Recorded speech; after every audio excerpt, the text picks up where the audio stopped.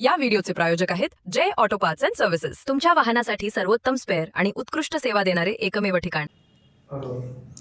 छत्रपती संभाजीनगरमध्ये काल युतीचा प्रस्ताव हा झालेला आहे. शिवसेना भाजप युतीमध्ये जिल्हा परिषद आणि पंचायत समितीची निवडणूक लढणार आहे.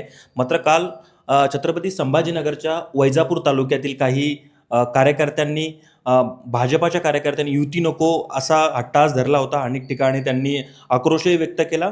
मात्र काही भाजपाच्या निष्ठावंत कार्यकर्त्यांनी एक संदेश दिलेला आहे की भारतीय जनता पार्टीच्या कुठल्याही कार्यकर्त्यांनी युतीचा धर्म पाळावा अशी घोषणा देखील अनेक नेत्यांनी केलेली आपल्याला पाहायला मिळते आहे.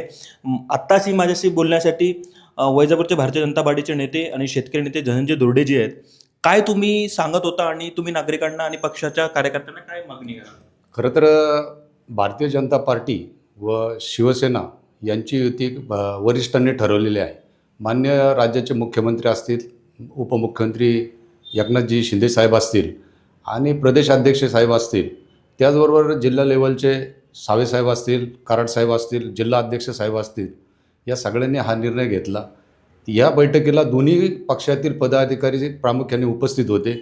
खरं तर ही 2 दिवस बैठक चालली आणि प्रत्येक चर्चेनंतर हा निर्णय युतीचा झाला. त्यामुळे मी आज या ठिकाणी सांगू इच्छितो की भारतीय जनता पार्टीच्या जे आपले कार्यकर्ते आहेत, आपण सगळ्यांनी युतीचा धर्म पाळावा असं मी आपल्या सगळ्यांना विनंती करतो. बरं, पण कार्यकर्ते आक्रमक झाल्याचं पाहायला मिळालं. अतुल सावे यांच्या गाडीसमोर घोषणाबाजी झाली.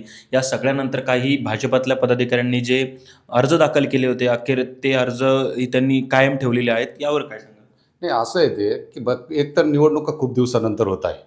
आत्ताच नुकतीच नगरपालिकेची निवडणूक झाली, त्यामध्ये भारतीय जनता पार्टीचे नगराध्यक्ष चांगल्या मताने विजयी झाले आणि साहजिक आहे ग्रामीण भागातल्या कार्यकर्त्यांच्या मनामध्ये भावना असते की आपल्याला उमेदवारी मिळाली पाहिजे आणि युती करावी आणि युती झाली पाहिजे. याच्यामुळे अचानक जे कार्यकर्ते इच्छुक होते ते त्यांचं त्या ठिकाणी तिकीट जाणार होतं, त्यांना EB फॉर्म मिळणार नव्हते. त्यामुळे साहजिक ती भावना आहे.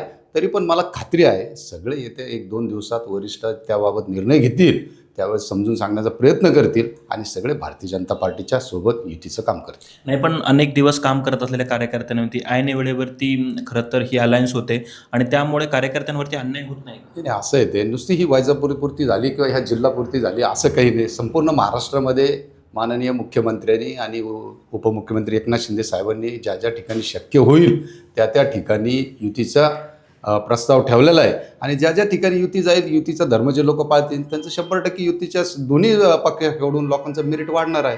त्यामुळे तसं काही घाबरण्याचं कारण नाही. बरं, तुम्ही भाजपचे ज्येष्ठ नेते होतात, खरं तर तुम्ही इच्छुक होतात निवडणुकीमध्ये. मात्र असं म्हटलं जातं की महायुतीमध्ये ही जागा न सुटल्यामुळे धनंजय दोरडेंनी अर्ज न भरण्याचा निर्णय घेतला. नाही, असं काहीच नाही. माननीय आमचे नेते या तालुक्याचे नगराध्यक्ष माननीय दिनेश भाऊ परदेशी, खरं तर कोणाला तरी संधी मिळाली पाहिजे. मी खरं तर 12वा खेळाडू होतो. खेळामध्ये 11 खेळाडू असतात. नसलं तर मी भरणार होतो. कुणीतरी इच्छुक असतं तर भरून झालं आणि योगायोगाने ती जागा शिवसेनेच्या गटाला गेले. त्यामुळं साहजिक आहे, असं काही नसतं.